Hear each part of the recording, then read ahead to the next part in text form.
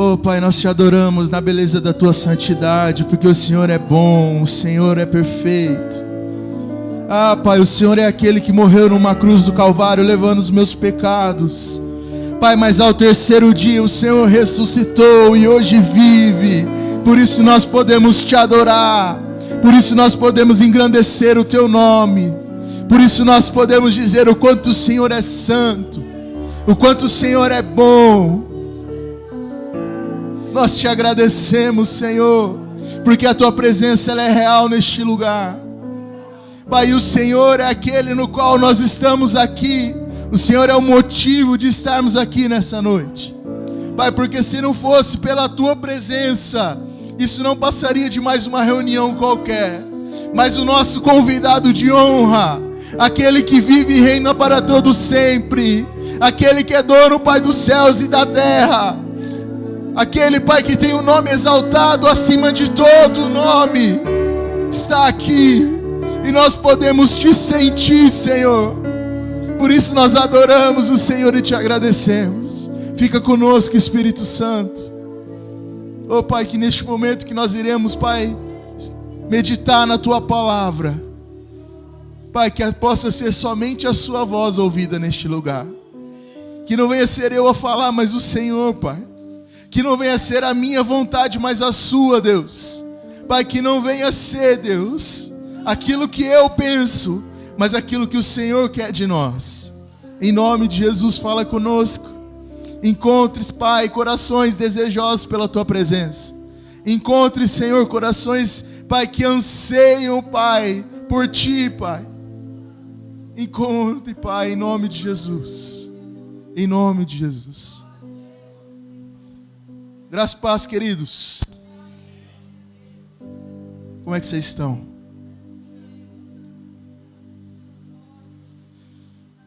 Que privilégio, né? Estarmos na casa do Senhor e podemos louvar e engrandecer o nome dEle. Quero te convidar a abrir sua Bíblia na carta de Paulo aos Filipenses, capítulo 3. Nós vamos ler do verso 2 ao verso 11. Glória a Deus. Aleluia.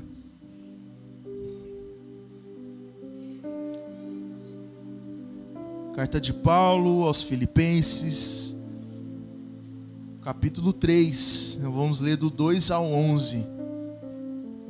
Amém? Todos encontraram?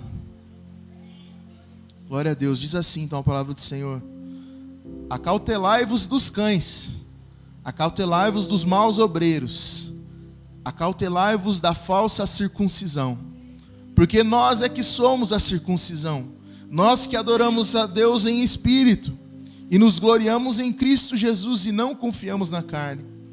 Bem que eu poderia também confiar também na carne. Se qualquer outro pensa que pode confiar na carne, eu ainda mais. Circuncidado ao 8º dia, da linhagem de Israel, da tribo de Benjamim, hebreu de hebreus, quanto à lei, fariseu, quanto ao zelo, perseguidor da igreja, quanto à justiça que há na lei, irrepreensível.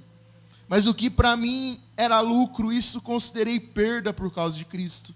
Sim, deveras considero tudo como perda, por causa da sublimidade do conhecimento de Cristo Jesus, meu Senhor, por amor do qual perdi todas essas coisas e as considero como um refúgio para ganhar a Cristo e ser achado nele, não tendo justiça própria que procede da lei, senão mediante a fé em Cristo Jesus. A justiça procede de Deus, baseada na fé, para conhecer o poder da sua ressurreição e a comunhão dos seus sofrimentos, conformando-me com ele na sua morte, para de algum modo alcançar a ressurreição dentre os mortos.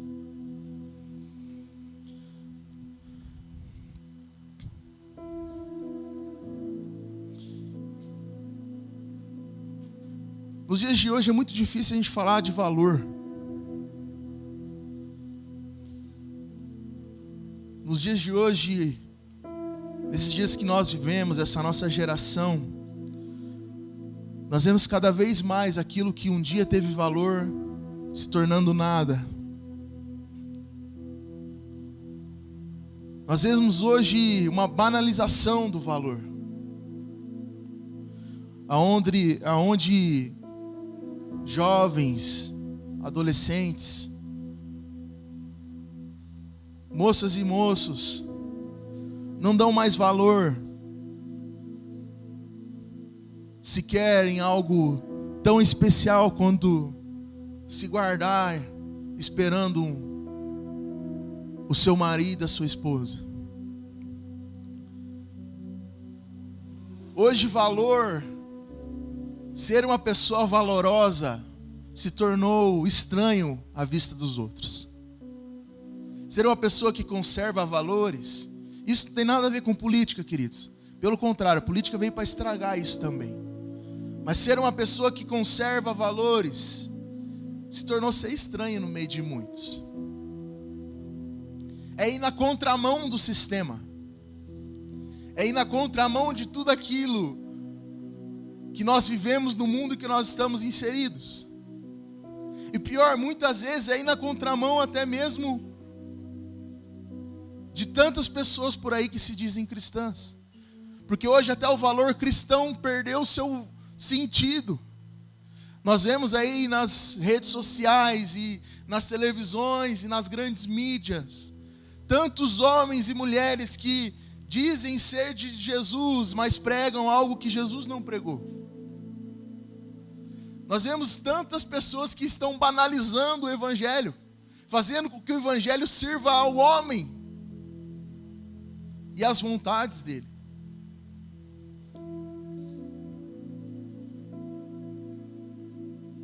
E hoje nós vivemos num mundo louco, capitalista, onde todos querem cada vez mais ganhar seguidores, ganhar dinheiro, ganhar prestígio, ganhar de tudo que você possa imaginar.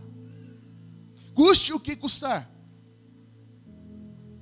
Se é preciso passar por cima de uma liderança para ganhar alguma coisa, as pessoas fazem.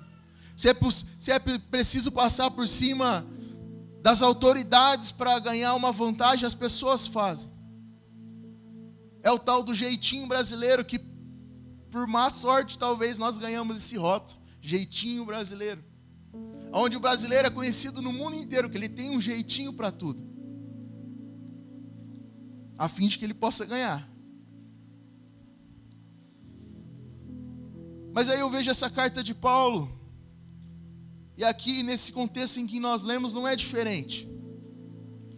Paulo ele está nos trazendo aqui a igreja de Filipe um alerta, e um alerta muito grande. E se eu fosse colocar um tema nessa mensagem, esse tema seria perder para ganhar. Porque o quão difícil é para nós perder, não é, Rafa? O nosso time do coração está perdendo, é difícil, não é? Quão difícil é quando a gente, imagina quando você vai em algum lugar, você perde uma nota de dinheiro, você fica desesperado, pode ser uma moeda, mas aquilo faz uma falta. O quão difícil é quando nós perdemos talvez o prestígio, ou quando você pensa que está ganhando prestígio, vai ganhar uma promoção na tua empresa, mas é o teu colega de trabalho que ganha promoção, você perde. É um sentimento de derrota, é incrível, que amargura o nosso coração. Mas aqui Paulo nos ensina de uma maneira que nós devemos perder para poder ganhar.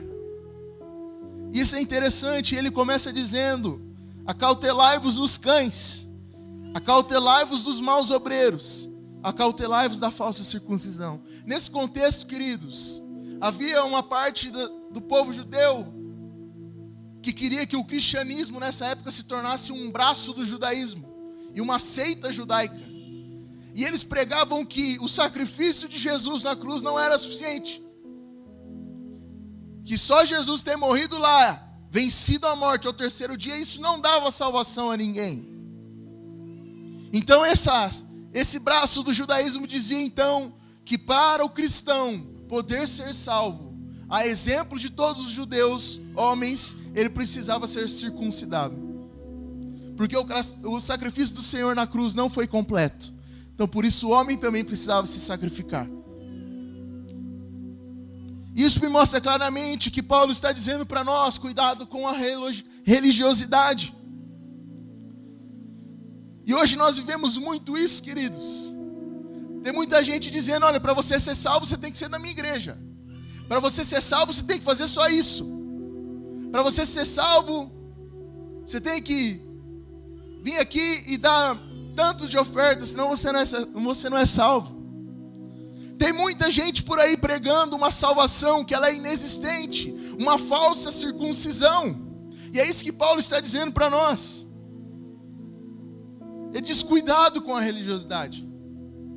Cuidado. Cuidado com esse rótulo que se colocam dentro de uma religião, onde as pessoas querem se mostrar santas enquanto estão podres. Aonde na frente dos outros eu sou santo, eu sou um adorador, mas e no interior, o que é que aquela pessoa está vivendo? É disso que Paulo está dizendo: cuidado com a religiosidade. Porque ele diz: nós somos a verdadeira circuncisão. Nós, aqueles que adoram o Senhor Jesus em espírito e em verdade, aqueles que não confiam na carne, esses sim são a verdadeira circuncisão. Quando ele fala que verdadeira circuncisão, ele diz que é daqui que provém a verdadeira salvação, que só vem mediante a fé em Cristo Jesus. É isso que Paulo está dizendo. Nós, aqueles que não confiamos na carne, mas confiamos inteiramente a nossa vida nas mãos do nosso Senhor e Salvador Jesus Cristo, estes sim são a verdadeira circuncisão. Ele está dizendo que nada do que eu e você possa fazer, que nenhum sacrifício humano, que nenhum prestígio na terra, que nada disso, que nenhum conhecimento pode substituir a graça do Senhor e Salvador Jesus Cristo. Ele está dizendo, ele segue dizendo: bem que eu também poderia confiar na carne. Se há qualquer outro que pensa que pode confiar na carne, imagina eu. É isso que Paulo está dizendo. Porque ele está dizendo assim: bom, eu fui circuncidado ao 8º dia. Eu sou da linhagem de Israel, da tribo de Benjamim, hebreu de hebreus. Aqui ele está dizendo de coisas que ele possuía, por ser quem ele era, por apenas ter nascido. Ele está dizendo que eu sou da linhagem de Israel, da tribo de Benjamim, uma tribo extremamente especial. Eu sou hebreus de hebreus. Aqui ele está dizendo do conhecimento dele, porque ele está falando hebreus de hebreus. Quando ele cita essa forma de falar dele, ele está dizendo que ele é um hebreu não só como a maioria dos da época que falava somente o grego, mas ele era uma pessoa letrada que falava o grego, que falava o hebraico e o aramaico. Ele tinha conhecimento, ele tinha com ele muito conhecimento. E ainda ele diz que quanto à lei, ele era fariseu. Ele tinha prestígio, ele fazia parte da maior seita judaica, daqueles que eram os comandantes daquela época, religiosos. Então, daquela época, enquanto tinha o governo romano, e tinha os fariseus que comandavam ali a parte religiosa, os fariseus, os mesmos que crucificaram Jesus, os mesmos que pediram que fosse solto Barrabás para ser crucificado Jesus. E ele continua dizendo: e quanto ao zelo perseguidor, olha aqui, queridos, que interessante, de tanto zelar pela lei, ele perseguiu os cristãos. E muitas vezes nós fazemos isso, nós fazemos com que a palavra do Senhor nos torne divisão, ao invés de união. Nós fazemos com que a palavra do Senhor seja motivo para perseguir o irmão, ao invés de abraçá-lo. Quanto ao zelo, de tanto zelar pela palavra, ele perseguiu os cristãos.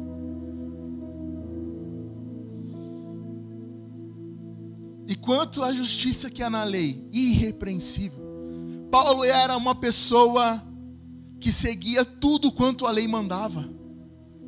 Tudo quanto estava escrito e tudo quanto era pedido pelos fariseus, Paulo estava lá. Ele tinha o maior prestígio do mundo. Era uma pessoa letrada. Ele era romano, cidadão romano e cidadão judeu. Não existia nada que podia impedir aquele homem Mas o que ele nos diz é: cuidado, porque nada disso importa. Não é sua faculdade que te faz melhor, não é quantas línguas você fala que te faz melhor, não é a sua linhagem que te faz melhor. Porque nós devemos ter cuidado quando nós passamos a confiar demais nisso. Porque nós precisamos entender cada vez mais que essa obra não é nossa, ela é de Cristo Jesus. Não existe mérito nenhum na minha vida e na sua vida, senão a graça do nosso Senhor e Salvador Jesus Cristo. O ministério não é meu. O que eu penso não é o que tem que ser feito, não, mas é aquilo que Jesus está dizendo. Jesus, ele tem que ser o centro e o cabeça das nossas vidas, do nosso ministério, da nossa família, de tudo quanto nós fazemos. Porque se eu fiz uma faculdade, que ela seja para a honra e glória do Senhor Jesus. Porque se eu falo várias línguas, que seja para propagar o Evangelho. Mas isso não te faz de mim melhor do que ninguém. Porque é Ele que levanta, porque é Ele que coloca, é Ele que abre porta, é Ele que tira a porta, fecha a porta. É Ele, queridos, não é sobre nós, mas é sobre Ele. Porque dele, por Ele, para Ele são todas as coisas. Tiago 1:27 vai dizer que a religião que Deus, o nosso Pai, aceita como pura e imaculada é esta: cuidar dos órfãos e das viúvas em suas dificuldades, e não se deixar corromper pelo mundo. Nós ficamos vestidos de uma religiosidade, querendo dizer que nós somos algo que não somos, quando Cristo nos chama do jeito que nós somos, pecadores. Aqueles que foram encontrados na lama do pecado, é esse que Cristo quer. Porque Cristo, ele diz, não foi para aqueles que estão tranquilos e não tem nenhuma doença que eu vim. Eu vim para aqueles que são os pecadores mesmo. Nós temos que tomar cuidado com toda a religiosidade. Nós temos que parar de achar que aquilo que nós fazemos ou deixamos de fazer é extremamente importante, quando tudo que importa na nossa vida é Jesus. Então cuidado, queridos. Cuidado com o conteúdo que você consome. Cuidado com aquilo que você está assistindo. Porque isso vai nos influenciando dia após dia, até que a gente comece a ser parecido com esse pessoal. Isso é muito perigoso para as nossas vidas. Paulo segue dizendo então: mas o que para mim era lucro, isso considerei perda por causa de Cristo. Sim, deveras considero tudo como perda, por causa da sublimidade do conhecimento de Cristo, Jesus meu Salvador. Por amor do qual perdi todas as coisas e as considero como um refúgio para ganhar a Cristo. Paulo, ele continua dizendo que nós precisamos focar naquilo que tem o verdadeiro valor, naquilo que verdadeiramente tem valor para nós. Paulo, ele está dizendo: eu abri mão de tudo, eu abri mão do meu prestígio, eu abri mão dos meus títulos, eu abri mão do meu conhecimento para poder conhecer mais a Cristo Jesus. Paulo entendeu o que era valor para ele, o que devia ser valoroso na vida dele. Ele entendeu que não dependia de recursos humanos, que não dependia de conhecimento próprio, que ele não tinha sabedoria melhor que a do Senhor. Então ele entende que toda a sabedoria que ele possa ter em sua vida é a sabedoria de Cristo Jesus. Quantas vezes nós valorizamos e perdemos tanto tempo com coisas que não têm valor algum, queridos? E eu falo por mim. Quantas vezes a gente emprega o nosso tempo em coisas que são totalmente banais? Porque como é fácil nós ficarmos rolando o Instagram lá e vendo os vidinhos, o TikTok, enfim. Mas o quanto difícil é você parar e meditar na palavra do Senhor. Eu estava lá no curso de teologia, na aula do pastor Gelo Wilson, e ele disse uma coisa que me impactou muito. A gente tem que parar de dizer que a gente não tem tempo para orar, que eu não tenho tempo para ir na igreja, que eu não tenho tempo para ler a Bíblia. A gente tem que começar a ser sincero com nós mesmos e dizer: ler a Bíblia não é prioridade na minha vida, orar não é prioridade na minha vida, ir à igreja não é prioridade na minha vida. Isso me impactou, queridos. Foi um tapa na minha cara. Porque a nossa primeira desculpa quando nós precisamos fazer algo para o Senhor é: não tenho tempo. Mas não, nós precisamos rever nossas prioridades, rever aquilo que realmente tem valor na nossa vida. E quando nós entendemos, assim como Paulo, que aquilo que para nós era lucro, agora é perda. Por isso que o tema dessa mensagem é perder para ganhar. Como é difícil abrir mão dos rótulos. Como é difícil abrir mão do prestígio. Como é difícil abrir mão de tudo isso e abraçar unicamente o Senhor Jesus Cristo.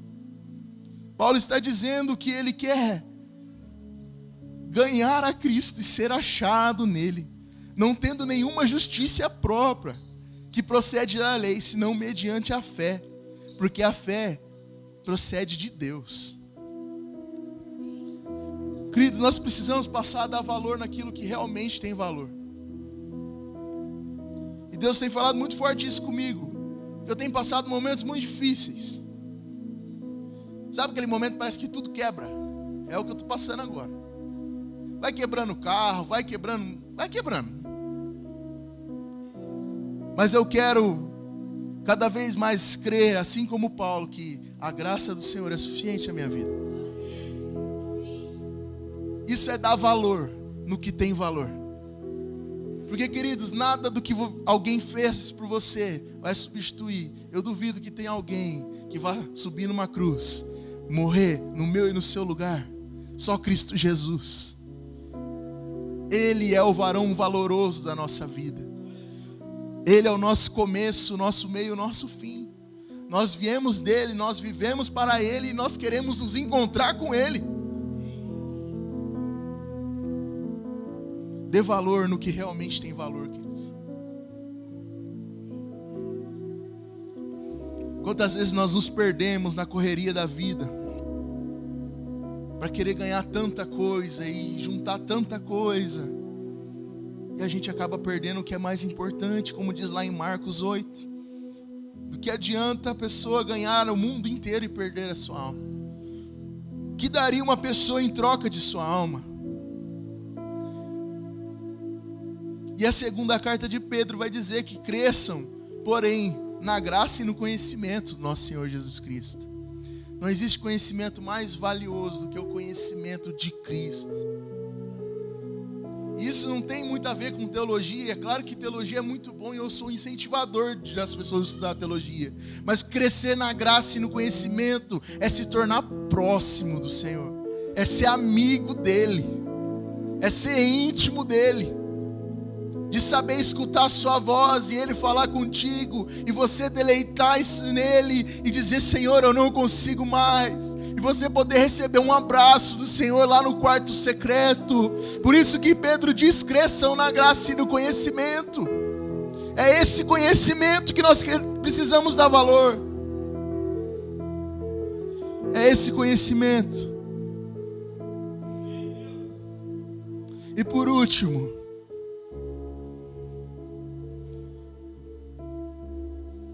como o próprio apóstolo Paulo diz: porque para mim viver é Cristo e morrer é lucro. Perder em Cristo é ganhar, queridos. Quando você separa tempo do seu dia para ter um tempo de comunhão com o Senhor, você não está perdendo tempo, você está ganhando. Porque ele diz no verso 10 e 11, para conhecer o poder da ressurreição e a comunhão dos seus sofrimentos, conformando-me com ele na sua morte, para de algum modo alcançar a ressurreição dentre os mortos. Se tem algo que nós precisamos desejar ganhar, queridos, é lá no grande dia, aqueles que já morreram serem, naquele momento, glorificados, seus corpos, e nós ir junto. Se nós ainda estivermos aqui nessa terra, esse deve ser o nosso alvo maior, a exemplo de Cristo que teve seu corpo glorificado. Eu também quero ter meu corpo glorificado. Eu quero estar lá, eu quero ver Cristo Jesus. Eu posso perder a minha vida inteira, não importa, mas desde que eu seja com Cristo Jesus.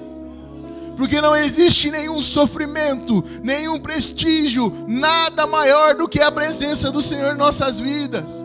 nada maior do que o prêmio da salvação. Por isso nós devemos conhecer mais Jesus, conhecer mais Jesus, conhecer mais dele, de quem ele é, ser mais parecidos com ele. Eu estava escutando uma ministração no YouTube essa semana, que impactou muito meu coração. No meio de uma música, um preletor muito conhecido, da grande maioria, principalmente jovens, ele começa a dizer assim: o que é que foi que Paulo encontrou na estrada de Damasco que fez ele deixar toda a sua vida por amor a Cristo? O que é que foi que Abraão viu na fenda daquela rocha, a ponto dele largar tudo, largar todo o dinheiro que ele tinha em sua família e ir para um lugar que ele não sabia onde era? O que é que foi que Isaías viu, que ele se sentiu impuro e com medo de morrer? O que é que foi que os sacerdotes viram na inauguração do templo, que aquela fumaça encheu a casa e eles não conseguiam se colocar de pé? O que é que foi que os discípulos viram? O que é que foi que Pedro, que João viu na ilha de Pátimos? O que é que foi? Senhor, abra os nossos olhos para ver isso.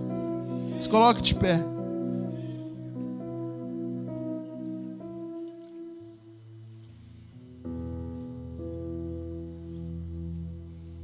O que é que foi que esses homens viram? O que é que os 24 anciões veem que os fazem adorar 24 horas por dia? Que glória é essa, Senhor? Que conhecimento é esse que faz um homem largar tudo, o seu prestígio, suas vontades, seus desejos e seguir somente ao Senhor? O que é isso, Pai? Eu quero ver, Senhor, abre os meus olhos. Eu quero ter esse encontro maravilhoso com o Senhor, de forma que a partir do momento que eu veja, nada mais importe, a não ser a Tua presença. O que é, Senhor? Abre os nossos olhos para ver, Pai. Eu quero ver, Pai. Mostra-nos, Pai, essa glória, Deus, que impactou tantos homens e mulheres, Pai, durante séculos e séculos, Senhor. O que é isto, Senhor? Eu comecei a me fazer essa pergunta, irmãos. Eu comecei a perguntar, Senhor, o que é que esses homens viram? O que é que foi que cegou Paulo no caminho para Damasco, Senhor? Eu comecei a perguntar e isso foi gerando algo no meu coração e eu dizia, eu quero ver também. Eu quero ser impactado também. Eu quero não conseguir ficar de pé de tamanha sua glória, Senhor.